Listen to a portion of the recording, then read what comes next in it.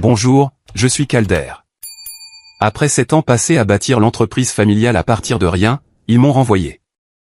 Ma mère m'a regardé droit dans les yeux et a dit, « Tu as toujours été le maillon faible. » Mon père, lui, n'a pas dit un mot.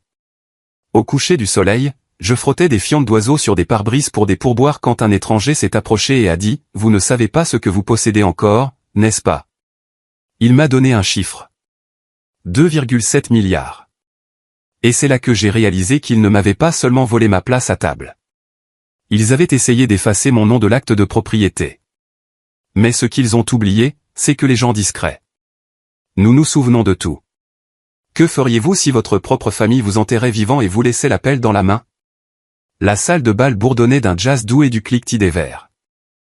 Je suis entré, tirant légèrement sur les manches de mon blazer, celui que j'avais porté à chaque dîner d'entreprise depuis que nous avions ouvert nos portes il y a 7 ans. À l'époque, nous étions 5, entassés dans un espace de travail partagé. Maintenant, nous étions des centaines qui connaissaient mon visage, moins qui se souvenaient de mon nom. Les projecteurs dansaient sur des tables recouvertes de lin disposées en cercles concentriques, chacune avec des cartons portant des noms écrits en cursive dorée. Près du centre se trouvait la table de la famille Vance, baignée de la lueur des bougies et d'applaudissements. Mon beau-frère Preston riait de quelque chose que le directeur financier avait dit. Ma sœur tenait son verre de vin comme si elle possédait le vignoble. Mes parents, Lucinda et Malcolm, étaient assis à chaque extrémité comme des serre-livres, stoïques, polis, indifférents. Je me suis approché. « Bonsoir », ai-je dit, réussissant un petit signe de tête. Lucinda n'a pas levé les yeux. Elle a fait un geste vers l'arrière. « Ça ne te dérange pas de rester debout, n'est-ce pas ?» J'ai balayé la table du regard. 12 chaises, 11 cartons. Mon nom n'était pas l'un d'eux. Pas de siège, pas de nom, pas de place. Ai-je chuchoté pour moi-même. À quelques mètres de là, près des portes du service de traiteur, une table haute se tenait sans surveillance. Je me suis dirigé vers elle, passant devant un serveur portant un plateau de cocktail de crevettes. Il ne m'a pas vu. La plupart des gens ne me voyaient pas. Je pouvais encore entendre la voix de Lucinda portée à travers la pièce, polie et forte pour les faits. Nous sommes si fiers des progrès de cette année. Preston a vraiment élevé la division des ventes. Et le travail d'Evelyn dans les partenariats de marque a été phénoménal. Les applaudissements sont venus facilement, familiers, comme s'ils étaient répétés. Aucune mention de moi.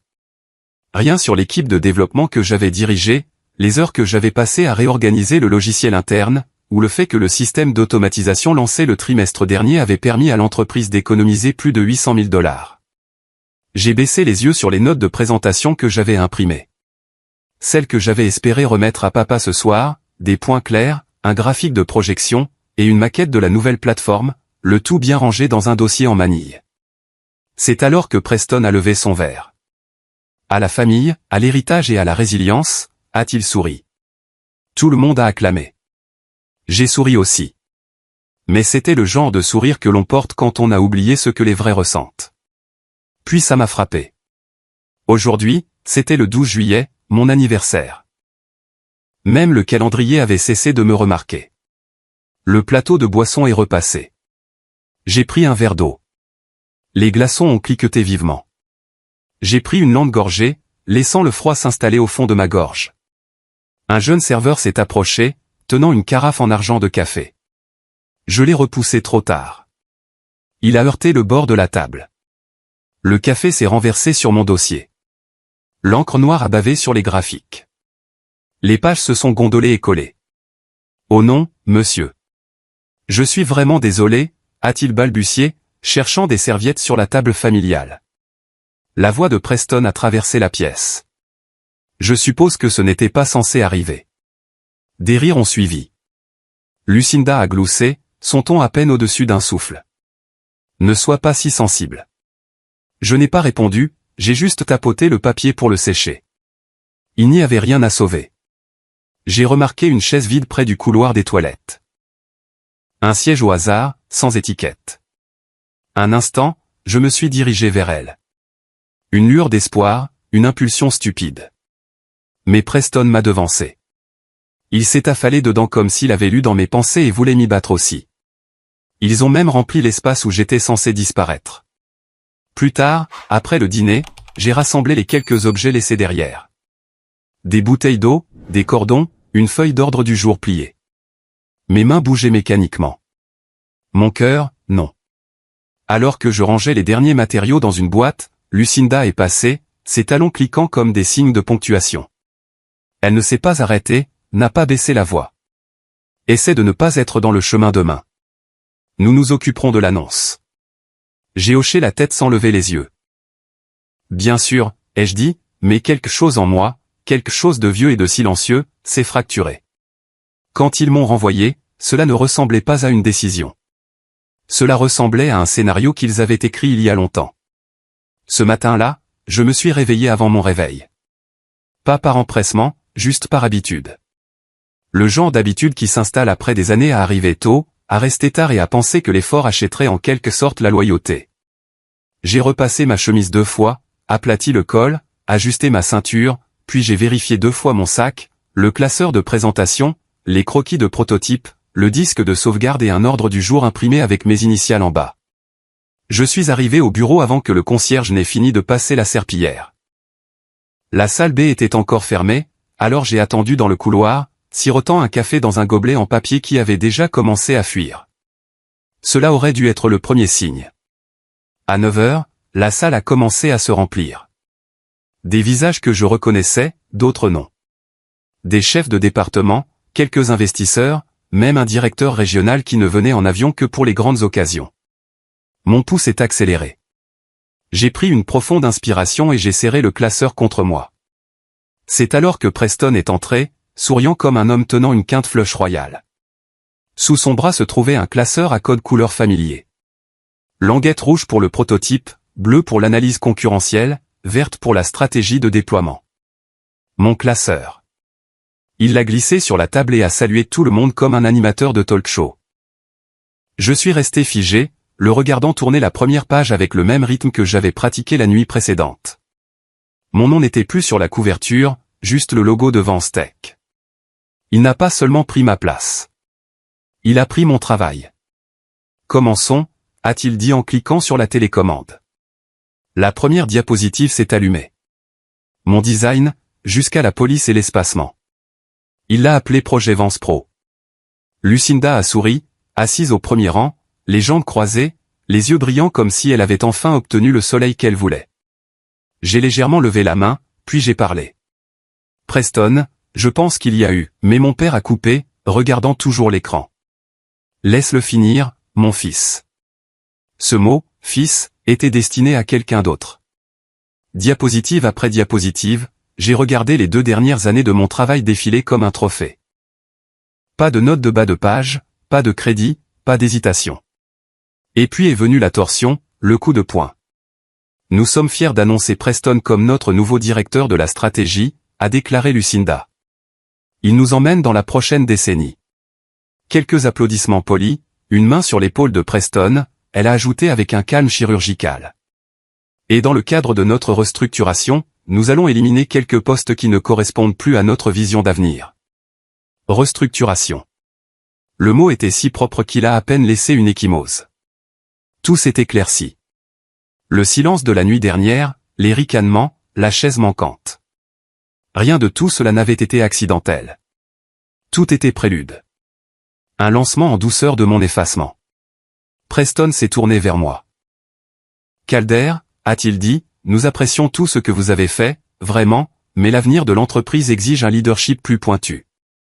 Puis il a sorti de sa mallette et a fait glisser une enveloppe brune sur la table polie. Papier de licenciement. Le bourdonnement du climatiseur était soudain plus fort que tout le reste. L'expression de Lucinda n'a pas changé. Malcolm ne m'a pas regardé. Un investisseur s'est penché vers un autre et a marmonné, drame familial, hein. Je n'ai pas cligné des yeux. Je n'ai pas bronché. J'ai pris l'enveloppe. Là, faible mais visible, il y avait une auréole de café. Le même motif que la nuit précédente, un autre écho, une autre tache qui collait. 7 ans de ma vie, effacés en 7 mots. J'ai ouvert l'enveloppe, j'ai signé sans poser de questions. Personne ne m'a demandé si j'avais quelque chose à dire, alors j'ai regardé Preston droit dans les yeux et j'ai dit d'un ton égal, vous avez peut-être l'entreprise, mais vous ne posséderez jamais le travail. Il a cligné des yeux. Pour la première fois ce matin-là, il ne savait pas quoi dire. Je me suis retourné, j'ai posé le stylo doucement et je suis sorti. Pas de drame, pas de porte qui claque. Dehors, le soleil du Texas m'a giflé en plein visage. Le genre de chaleur qui vous fait plisser les yeux et ravaler la fierté qui vous reste. Je ne suis pas rentré chez moi. J'ai tourné en rond jusqu'à ce que je me retrouve sur un parking derrière un lave-auto, simplement assis en silence. Ce soir-là, en réchauffant mon dîner au micro-ondes, mon téléphone a vibré. Un message de Preston. Profite bien d'être inutile. Je l'ai regardé, le pouce planant sur supprimer. Au lieu de cela, j'ai tapé en retour, profite bien de penser que c'est fini. Mais je ne l'ai pas envoyé. Pas encore. Le matin, mon nom avait été effacé du site web de l'entreprise. Le soir, j'effaçais le leur de mon cœur. Les jours qui ont suivi se sont écoulés comme de la mélasse. J'ai gardé mon téléphone en silencieux, j'ai arrêté de vérifier mes emails, j'ai arrêté d'attendre. J'ai épuisé mes économies plus vite que je ne le pensais. Et la fierté ne dure que tant que le loyer est payé. Alors, quand un ami d'un ami a dit qu'il y avait un poste vacant dans un lave-auto sur Ben White Boulevard, je l'ai accepté. Pas d'entretien, pas de questions, juste une carte de pointage et un seau. 3 semaines plus tard, je frottais de la boue séchée sur le flanc d'un pick-up surélevé. La sueur collant à mon dos sous le soleil du Texas. Le jet du nettoyeur haute pression sifflait comme de l'électricité statique, noyant le monde. Le silence me donnait l'impression d'être invisible, comme si personne ne me voyait. Maintenant, c'était comme recommencer à zéro. Propre mais lourd. Quand on frotte la saleté de quelqu'un d'autre assez longtemps, on commence à se demander si on nettoie la sienne ou la sienne. Il y a un rythme dans le travail. Tuyau, savon, frotter, rincer, répéter. Pas de costume, pas de salle de conseil, personne ne demandant de projection trimestrielle, juste des pneus qui tournent sur le pavé mouillé et de la musique country qui s'échappe d'un haut-parleur près de la caisse.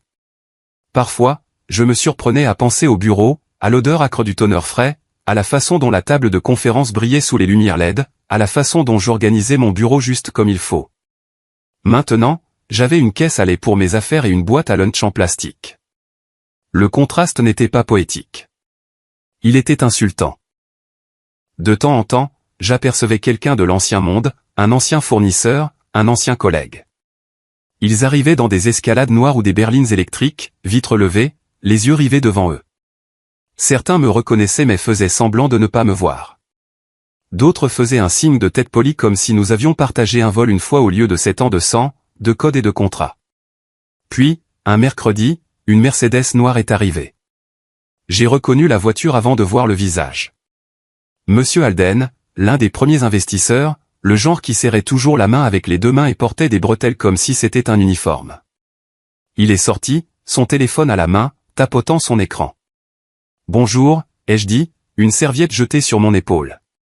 Il a levé les yeux une seconde. Rien ne s'est enregistré.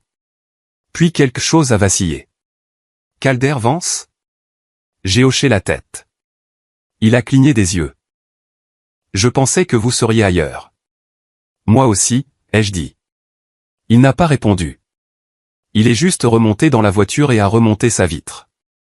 Mais ce silence parlait plus fort que tout ce qu'il aurait pu dire. Le respect ne disparaît pas. Il s'estompe simplement jusqu'à ce que les gens oublient qu'ils l'ont déjà eu pour vous. Plus tard dans la journée, pendant l'heure de pointe de l'après-midi, je rinçais un camion quand mon téléphone a vibré dans ma poche. J'ai laissé l'eau couler une seconde et je l'ai vérifié. Message de groupe. Preston voulait probablement me laisser en dehors de la conversation. Il lave des voitures maintenant. Je suppose que les maillons faibles vont avec la graisse. En pièces jointes, une photo. Moi, debout en uniforme, en train d'essuyer, le regard baissé comme un homme qui aurait égaré son âme. Je suis resté là, trempé jusqu'aux genoux, l'écran du téléphone mouillé, la main tremblant légèrement. Pas de colère, juste de la douleur de la reconnaissance. Ils n'avaient pas seulement tourné la page. Ils en riaient. Je n'ai pas répondu. Je n'ai même pas quitté le groupe. J'ai simplement éteint le téléphone et l'ai laissé dans mon casier. De retour au poste de séchage, j'ai attrapé le trousseau de clés. Une douzaine de clés de clients s'entrechoquaient. Se sont signifiés autrefois l'accès, l'opportunité, la confiance. Maintenant, ils ne faisaient qu'écho. Au moins, ils me font encore confiance pour quelque chose, ai-je marmonné. Et bizarrement, cela comptait. Il a commencé à pleuvoir vers 18 heures. Le genre de bruine douce qui ne dissipait pas la chaleur, mais ajoutait simplement du poids à l'air.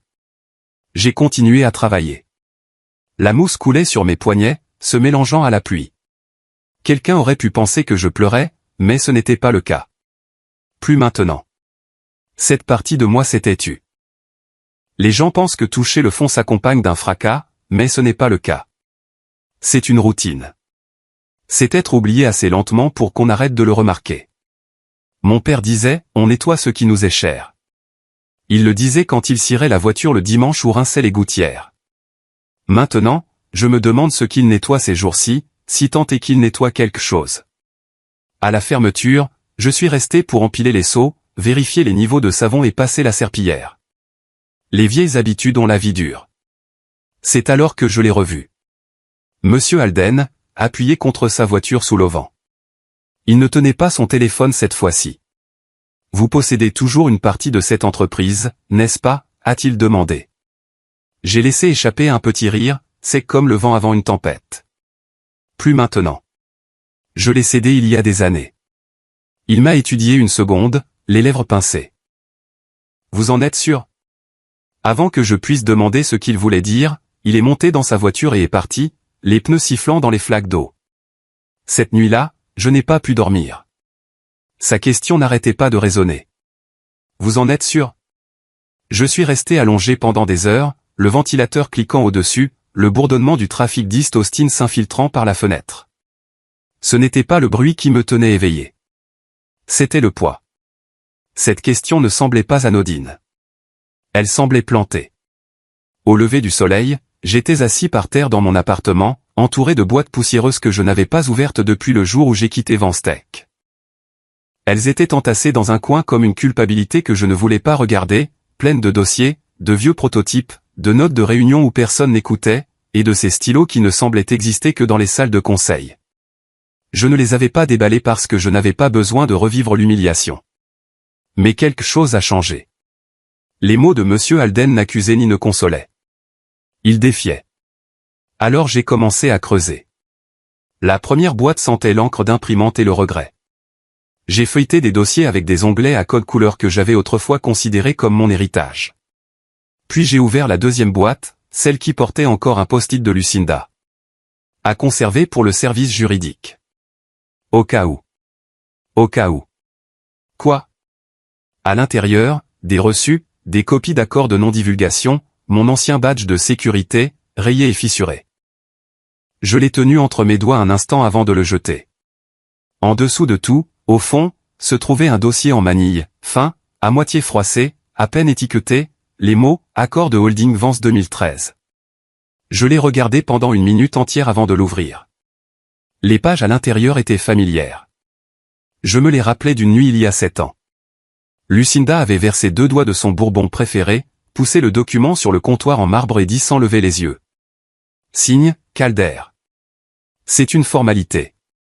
Je n'ai jamais posé de questions. J'ai signé en pensant que c'était ça, la confiance. Mais ce n'était pas le contrat dont je me souvenais.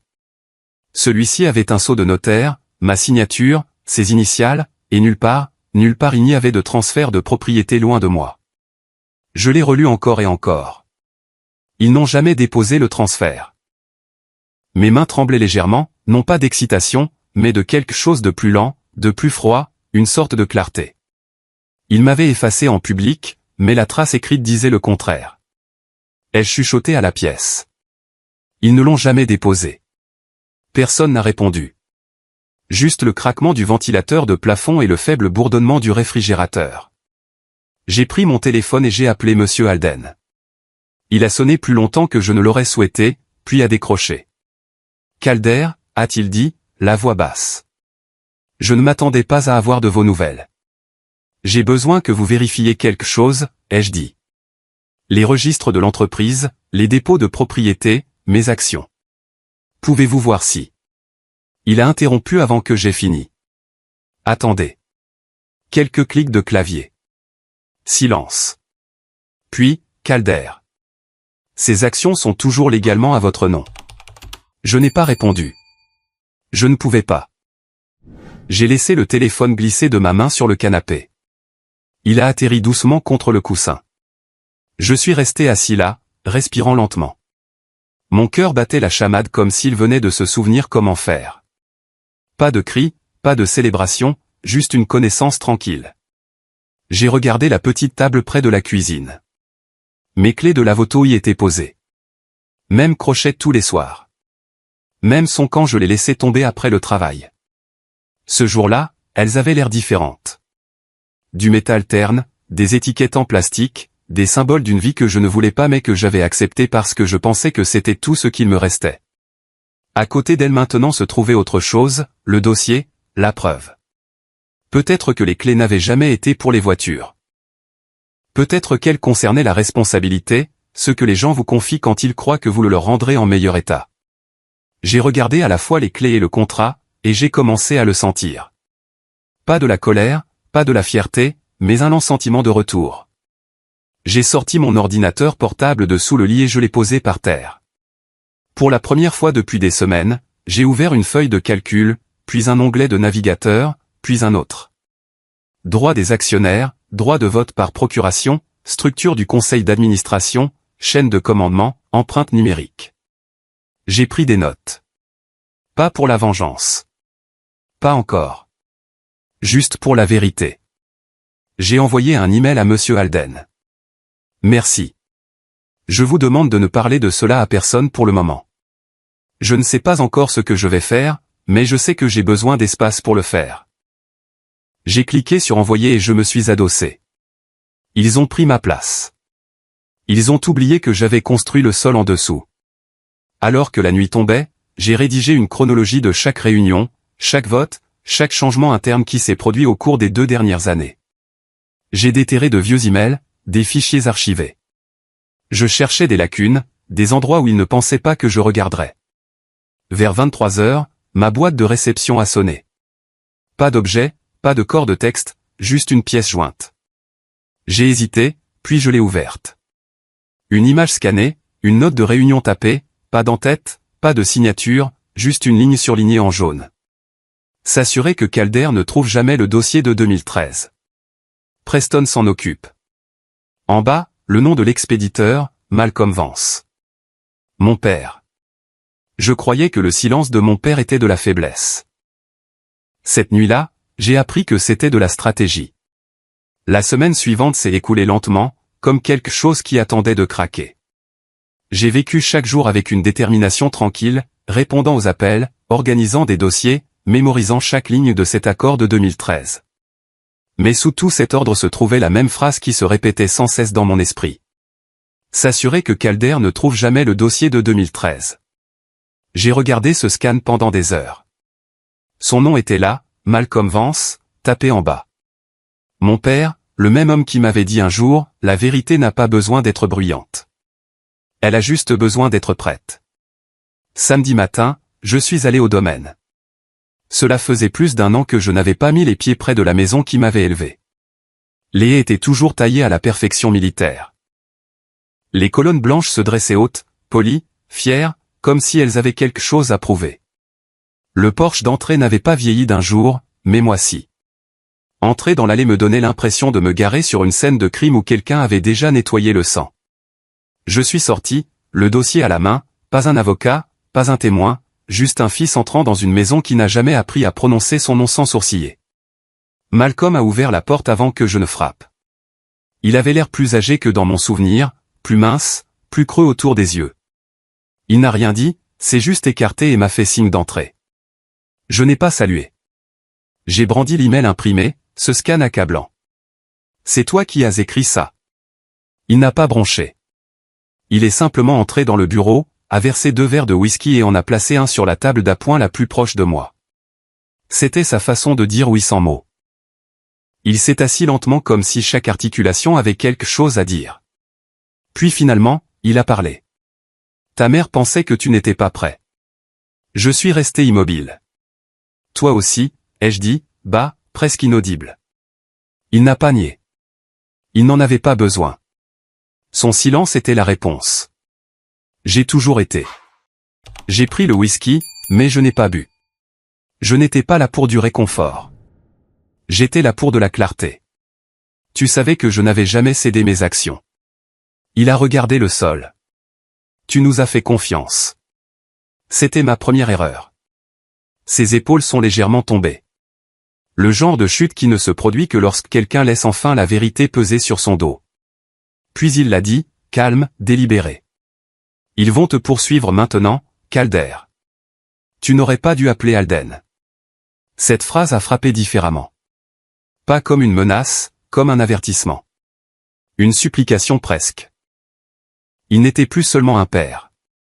C'était un homme essayant de sortir d'une pièce qu'il avait aidé à construire.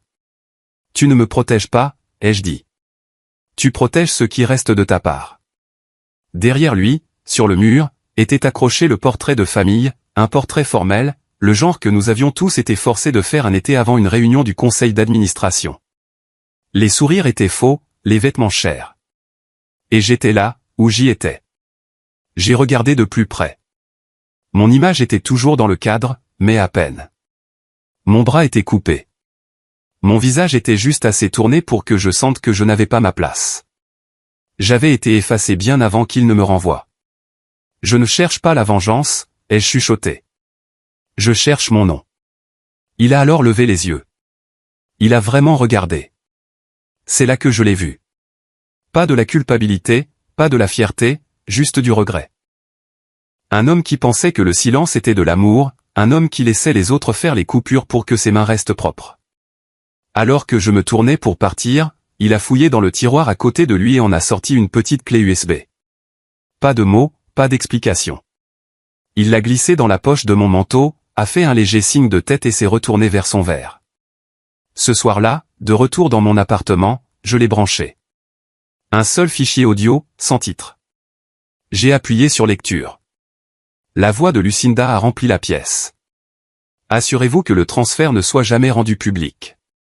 S'il le découvre, enterrez-le sous les poursuites. La voix de Preston a suivi. Suffisante, familière, j'y travaille déjà. Puis, Malcolm, il te pardonnera. Il le fait toujours. J'ai mis la lecture en pause, j'ai regardé l'écran. Mes mains étaient stables. Mon souffle non. Cette phrase. Il le fait toujours. Elle a tranché plus profondément que tout ce que Preston avait jamais dit. Ils avaient compté sur mon pardon, ma loyauté, mon silence. Mais ils n'avaient pas compté sur ma patience qui s'épuisait. Il y a une sorte de paix qui vient quand on cesse d'avoir besoin d'excuses. Ce n'est pas de la guérison. C'est du détachement. J'ai passé les 2 heures suivantes à rédiger des emails à des avocats de confiance. Pas ceux de la famille, les miens. J'ai crypté des fichiers, fait des sauvegardes, documenté des chronologies. Si c'était la guerre, je n'allais pas y aller sans armes. Juste avant minuit, un message est arrivé. Pas de nom, juste un numéro que je ne reconnaissais pas, arrête de creuser ou nous ferons en sorte que tu ne revoies jamais la lumière du jour. L'expéditeur. Preston Veil. Je l'ai lu 1 fois, 2 fois. Puis pour la première fois depuis qu'il m'avait tout enlevé, j'ai souri en coin. Bien, ai-je murmuré. Ça veut dire que je suis proche. Il pensait que la peur m'arrêterait. Elle ne m'a rappelé que ce que le silence peut faire quand il décide enfin de parler.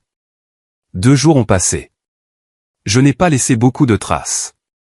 Pas de réseaux sociaux, pas d'appels qui n'avaient pas besoin d'être faits. J'ai gardé la tête basse et mon dossier plus serré. Mardi matin, je suis entré dans un petit bureau au 2e étage d'un immeuble en briques rouges près de la 7e.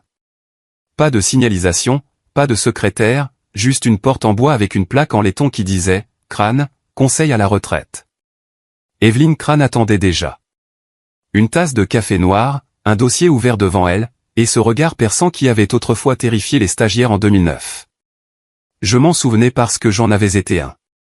Elle n'a pas souri, n'a pas perdu de temps en bavardage. « Vous avez été occupé ?» a-t-elle dit en tapotant le dossier. « J'ai tout gardé », ai-je répondu. Elle a haussé un sourcil. « Ce n'est pas de la paranoïa. C'est de la discipline. » J'ai tout étalé. Les documents de propriété de 2013, le scan de l'email, l'enregistrement USB et la note de Malcolm. Elle a lu en silence, hochant la tête de temps en temps. Puis avec un petit rire sec, elle s'est adossée et a dit « Vous n'êtes pas fou, Calder. Vous êtes juste le seul à avoir gardé les reçus. » Je n'avais pas réalisé à quel point j'avais besoin d'entendre ces mots. Ce qui a suivi, ce sont 3 heures d'excavation juridique. Evelyne a disséqué chaque signature, horodatage, clause et oubli comme un chirurgien cherchant un cancer. Elle ne m'a pas materné, elle a calculé. Pendant 7 ans, ai-je murmuré en la regardant. Ils ont construit leur empire sur des fondations que j'ai posées. Elle a levé les yeux, a griffonné quelque chose sur un bloc-notes, puis a dit sans me regarder. Alors, il est temps que vous retiriez les vis une par une. À la tombée de la nuit, nous avions une stratégie de travail. Evelyne a insisté sur la discrétion. Pas de menaces prématurées, pas d'implication de la presse, juste rassembler, vérifier, protéger. J'ai hoché la tête. Je lui faisais confiance. Mais le lendemain matin, je me suis réveillé avec mon nom éclaboussé sur un gros titre. Le frère déshonoré de Vance dépose une fausse déclaration de propriété. Je n'ai même pas eu besoin de lire la signature pour savoir qu'il avait planté. Les empreintes de Preston étaient partout dans le langage. Suffisant, chirurgical, et juste assez vague pour le protéger des retombées juridiques. J'ai lu l'article lentement, puis je l'ai relu. Mes mains n'ont pas tremblé, mais mon souffle s'est coupé une fois quand j'ai vu le fil de commentaires rempli d'inconnus me traitant de désespéré, d'amer, d'échec. C'était donc leur plan. M'enterrer à nouveau, mais cette fois dans l'opinion publique. Cet après-midi-là, le texto d'Evelyne est arrivé. Ne répondez pas. Nous maintenons le cap. Plus tard dans la soirée, le numéro de Lucinda a allumé mon téléphone. Je l'ai regardé. Un instant, j'ai envisagé de l'ignorer. Mais j'ai ensuite pensé qu'il était peut-être temps d'arrêter d'éviter la guerre qu'ils avaient commencée. Alors, j'ai répondu. Je pense qu'il est temps que nous ayons une conversation privée, a-t-elle dit. Dîner demain. Evelyne m'a dit de ne pas y aller. Ils ne vous donneront pas la paix, Calder. Juste plus de poison déguisé en pardon. Je n'y vais pas pour la paix, ai-je répondu. Le lendemain soir, j'ai franchi les mêmes doubles portes que j'avais autrefois franchies en courant enfant. La salle à manger des Vance n'avait pas changé. Même lustre, même longue table, même froideur. Lucinda était assise seule à la tête, vêtue de beige doux, son alliance brillant sous la lumière des bougies. Il y avait de la nourriture, intacte. Elle a fait un geste vers le siège à sa gauche. C'était le même siège qui avait été pris lors de mon dernier dîner ici. Cette fois, il était vide. Je ne me suis pas dirigé vers lui. Elle a rompu le silence. Je t'ai mieux élevé que ça, Calder. Je l'ai regardé droit dans les yeux. Non, vous m'avez entraîné à ne pas parler. Ce n'est pas la même chose. Sa fourchette s'est arrêtée. Ses yeux ont vacillé. Puis plus rien. Juste le silence. Le genre qui ne me faisait plus peur. Après le dîner, je suis parti sans un autre mot. J'ai descendu la 5e rue, passé devant le restaurant où je mangeais quand je croyais encore aux réunions d'affaires familiales. Je me suis arrêté, j'ai commandé un café, j'ai ouvert mon ordinateur portable.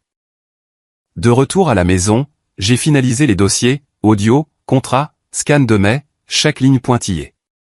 Je les ai téléchargés en toute sécurité et les ai envoyés, non pas à la presse, non pas à un blog, mais directement à l'investisseur principal de Preston et au Texas Business Ethic Board. Je ne voulais pas le chaos. Je voulais la clarté. Je n'ai pas besoin de vous détruire, ai-je chuchoté. J'ai juste besoin que la vérité respire. À 1h12 du matin, Preston a riposté. Un coursier est arrivé à ma porte avec une enveloppe épaisse. À l'intérieur, un avis officiel. Poursuite pour diffamation et vol de secrets commerciaux. Une campagne de dénigrement avait commencé. Les gros titres des médias me présentaient maintenant comme instable, vindicatif, désespéré d'attention. Pendant quelques heures, la peur est revenue. Non pas de perdre l'affaire, mais de la combattre seul. J'avais déjà trop perdu. Pouvais-je me permettre de perdre plus? Puis mon téléphone a sonné. La voix d'Evelyne était basse, contrôlée, mais cette fois il y avait de l'urgence. Ils ont fait une erreur. Je me suis redressé. Dans leur propre procès, a-t-elle poursuivi, ils ont cité un document interne qui confirme légalement votre propriété. C'est fini, Calder. Ils se sont exposés. Je n'ai pas parlé. J'ai laissé le silence contenir cette vérité un instant. Puis j'ai souri. Pour la première fois depuis des mois, je ne survivais pas. Je gagnais. Gagner n'était pas bruyant. C'était silencieux, comme une serrure qui s'ouvre. 2 jours plus tard, le téléphone a sonné. Ce n'était pas Evelyne. Pas un journaliste. Ce n'était même pas Malcolm. C'était le président du conseil d'administration de Vanstec, un homme dont je n'avais pas entendu la voix depuis le jour où ils m'ont évincé à huis clos. « Monsieur Vance », a-t-il dit, son ton formel mais prudent. « Nous avons examiné les dépôts. Il semble que vous soyez toujours notre actionnaire majoritaire. » Je n'ai pas répondu tout de suite. Je suis simplement resté assis là, le téléphone pressé contre mon oreille, regardant par la fenêtre où la lumière du soleil coupait vivement le sol. C'était la même lumière que j'avais autrefois observée depuis mon bureau d'angle avant qu'il n'enlève les murs qui l'entouraient. Ils m'ont enterré sous la paperasse, ai-je murmuré. Ils ont oublié que le papier peut aussi ressusciter.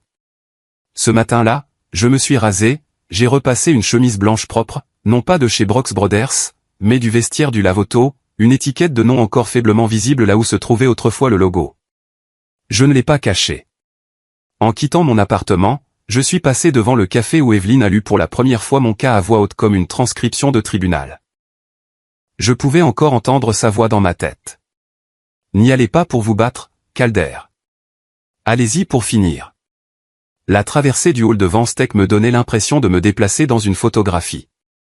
Nette, stérile, figée dans le temps. Même odeur de café brûlé, de moquette neuve.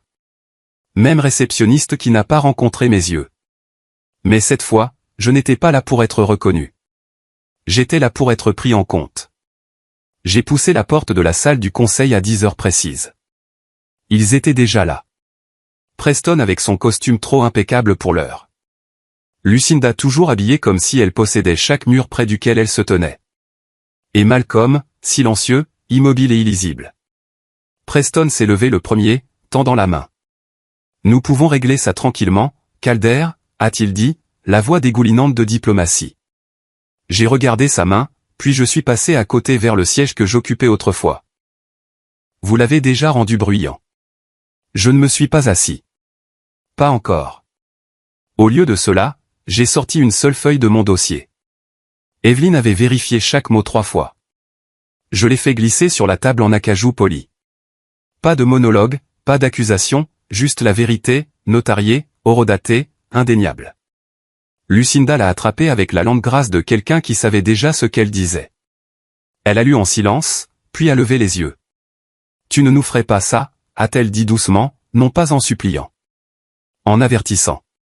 J'ai rencontré son regard sans ciller. « Vous me l'avez fait. » Son silence était la confirmation. Il y avait une chaise vide à la tête de la table, la même qu'ils avaient remplie avec l'ambition de quelqu'un d'autre. Je me suis dirigé vers elle, je l'ai tirée et je me suis assis. Pas pour le pouvoir, pas pour la fierté, juste pour reprendre ce qui avait été à moi. J'ai cliqué mon stylo, le même en argent de ce contrat d'il y a 7 ans, et je l'ai posé sur la page comme une signature en attente. La pièce n'a pas éclaté. Pas de cri, pas de poing qui claque, juste le frisson de la prise de conscience se déplaçant d'un visage à l'autre. Puis la porte s'est de nouveau ouverte. Evelyne est entrée, calme, composée, tenant une enveloppe. Elle l'a placée devant Preston.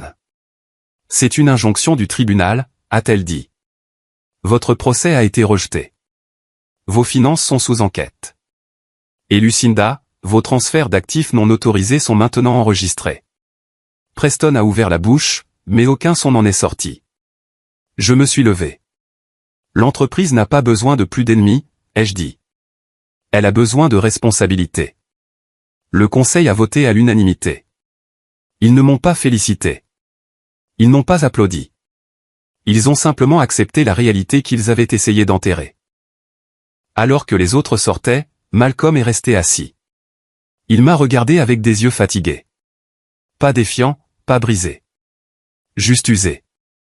J'aurais dû l'arrêter, a-t-il dit tranquillement. J'ai hoché la tête. Tu le peux encore, ai-je dit. Dis la vérité.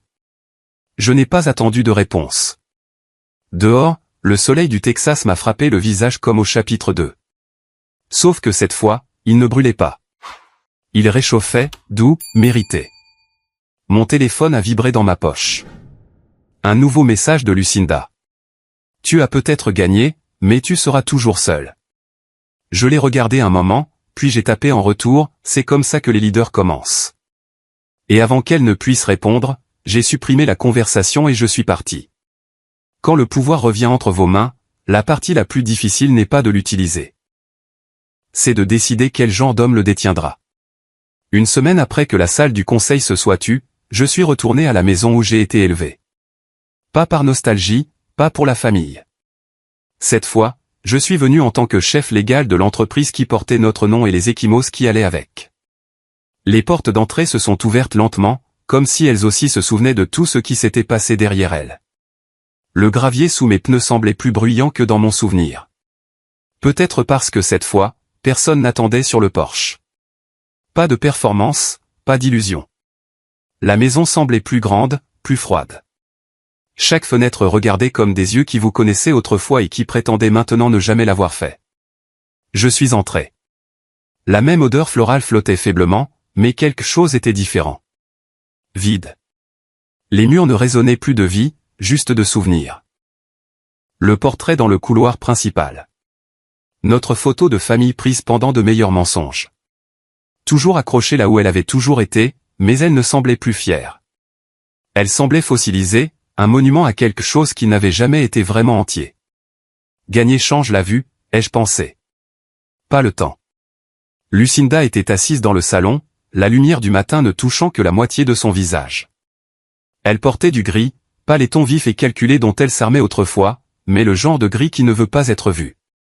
Elle ne s'est pas levée, n'a pas souri, a juste dit « Tu es venu ». Je n'avais pas prévu, ai-je dit en entrant. Mais je pensais que je devais le voir par moi-même. Elle avait l'air plus âgée. Pas de la manière dont le temps agit sur les gens, mais le genre de vieillesse qui vient quand l'échafaudage du contrôle s'effondre enfin.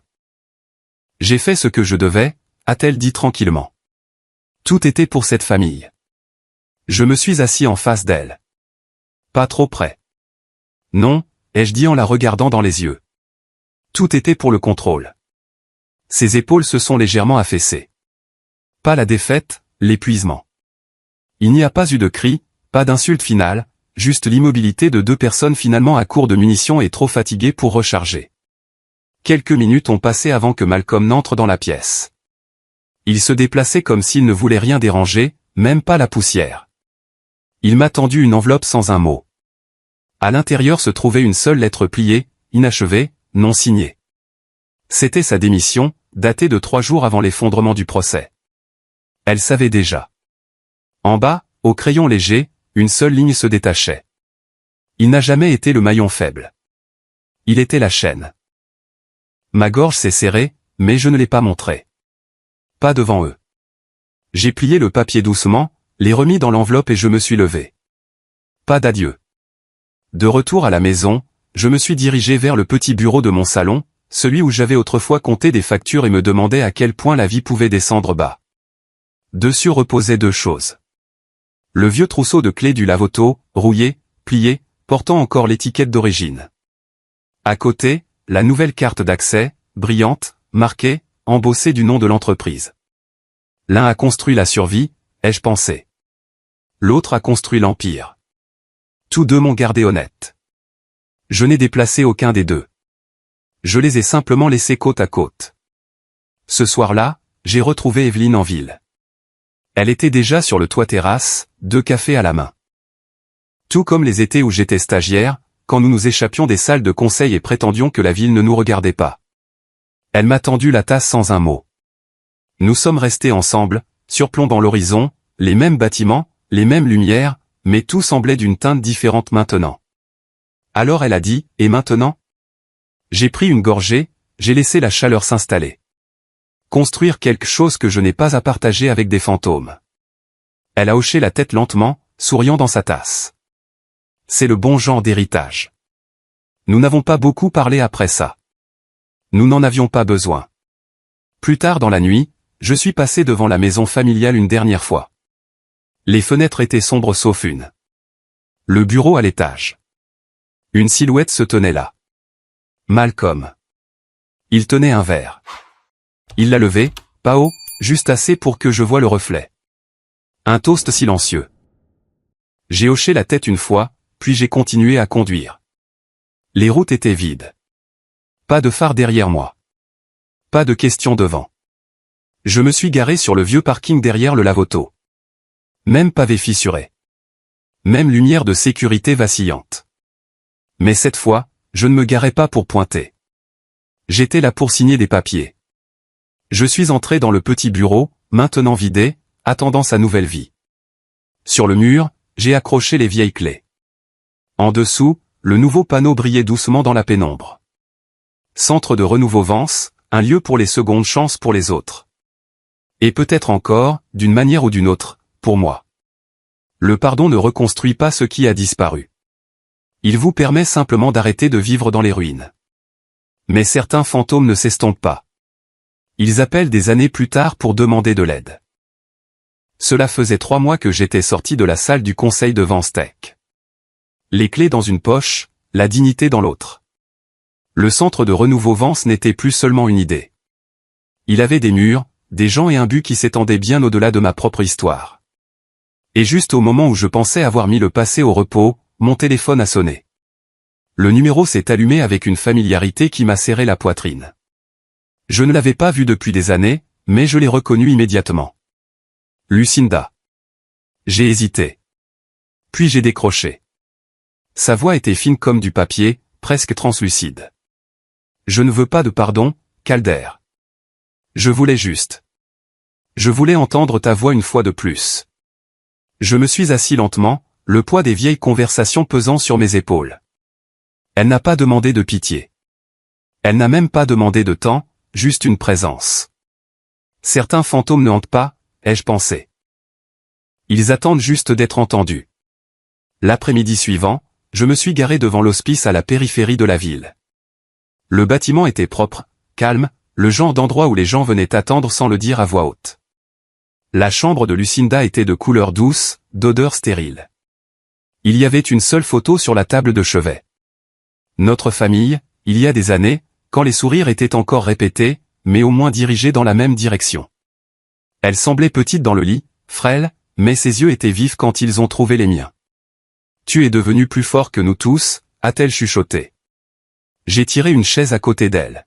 « Non », ai-je dit doucement. « Je suis devenu différent. » Il n'y avait pas de triomphe dans ma voix, pas d'amertume, juste le genre de clarté qu'il faut une vie entière pour trouver. Elle a eu le plus petit des sourires, puis s'est laissée aller au silence. Son poignet a attiré mon attention. Un fin bracelet en argent, du même modèle que celui qu'elle m'a donné quand j'avais 8 ans. À l'époque, elle m'avait dit, « Tu feras toujours partie de cette famille. » Des années plus tard, elle a réutilisé ces mots, cette fois comme une laisse, pas une bouée de sauvetage. Mais maintenant, allongée dans ce lit, sa main reposant paisiblement, la chaîne ne ressemblait plus à de la possession. Elle ressemblait à un écho. J'ai fouillé dans ma poche, j'ai sorti le bracelet identique que je n'avais pas porté depuis des années. Je l'ai posé doucement à côté du sien sur la table de chevet. 2 moitiés d'une histoire qui ne s'était jamais vraiment connectée jusqu'à présent. Je suis sorti pour trouver Malcolm assis sur un banc sous les arbres. Il n'a rien dit au début, a juste tapoté l'espace à côté de lui. Nous sommes restés assis en silence un moment, puis il s'est éclairci la gorge. « Elle était fière de toi », a-t-il dit, la voix épaisse. J'ai regardé le parking, les collines lointaines derrière. « La fierté n'est pas de l'amour, papa », ai-je répondu doucement. Mais peut-être qu'elle a essayé. Ses épaules sont tombées, non pas de défaite, d'acceptation. Et pour la première fois depuis des décennies, j'ai prononcé le mot à voix haute. Merci, papa. Nous n'avions pas besoin de plus. L'inauguration du centre de renouveau Vence a eu lieu une semaine plus tard. Le hall bourdonnait d'une énergie nerveuse. Les journalistes locaux planaient, stylo prêt, caméra attendant quelque chose de profond. Mais il n'y a pas eu de cérémonie, pas de coupe de ruban, juste des gens. De vraies personnes, celles dont les noms avaient été signés, dont l'avenir avait été volé par des gens en qui elles avaient autrefois confiance. La presse m'a demandé pourquoi j'avais choisi cette cause. J'ai regardé autour de la pièce, au-delà du podium, au-delà des journalistes. Parce que je sais ce que c'est que de construire quelque chose à partir de rien, ai-je dit, 2 fois. Plus tard dans la nuit, je suis retourné à mon bureau. C'était calme, le genre de calme qui ne fait plus mal. J'ai cherché dans le tiroir et j'ai sorti la vieille clé du lave-auto. Rayée, cabossée, toujours solide. Je l'ai fixée au mur sur une petite plaque. En dessous, juste une seule ligne gravée. Quand ils m'ont traité d'inutile, cette clé a ouvert mon avenir. Je suis resté là un moment, la main appuyée contre le mur, laissant le poids de tout cela s'installer dans ma poitrine. Le lendemain matin, une lettre de l'avocat de Lucinda est arrivée. À l'intérieur, une petite note pliée, manuscrite en lignes inégales. Tu m'as appris ce qu'est la force. J'espère qu'un jour tu me pardonneras, même si ce n'est qu'en silence. Je l'ai tenue plus longtemps que je n'aurais dû, puis je l'ai pliée soigneusement et je l'ai placée dans le tiroir de mon bureau, à côté du bracelet. Et j'ai chuchoté, je l'ai déjà fait. Ce soir-là, alors que le soleil se couchait sur Austin, je suis sorti. Evelyn attendait avec 2 cafés, son sourire narquois habituel. Tu l'as fait, a-t-elle dit. J'ai regardé l'horizon, la façon dont la lumière effleurait le sommet des bâtiments. Non, ai-je dit tranquillement. J'ai juste arrêté de les laisser raconter mon histoire. Nous sommes restés là un moment, côte à côte, sirotant un café alors que la ville continuait de vivre sous nos pieds. En rentrant chez moi, je suis passé devant le vieux lave-auto. Les machines bourdonnaient. Le même son doux qui signifiait autrefois la survie. Maintenant, cela signifiait autre chose. La renaissance. Parfois, la vie vous donne tout seulement après que vous ayez perdu ce que vous pensiez avoir le plus besoin.